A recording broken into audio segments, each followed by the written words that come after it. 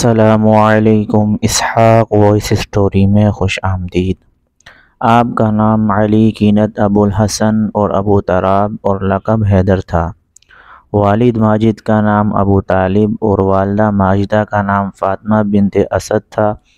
آپ رسول پاک صلی اللہ علیہ وسلم کے حقیقی چچا زاد بھائی، والد اور والدہ دونوں کی طرف سے ہاشمی، چوتھے نامور خلیفہ، چھوٹی عمر کے لوگوں میں سب سے پہلے اسلام قبول کرنے والے بے مثال خطیب، عظیم سپہ سالار، بے عدل صاحب و فکر و بصیرت اور دوسری بے مثال فضیلتوں کے حامل تھے۔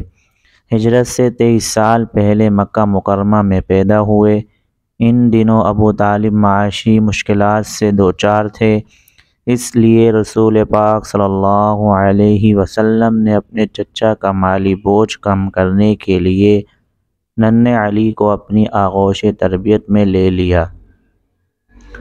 جہاں محمود العقاد رحمۃ اللہ علیہ لکھتے ہیں کہ میں حضرت علی کا عہد طفولیت نبی کریم صلی اللہ علیہ وسلم کے آغوش میں تربیت میں گزرا۔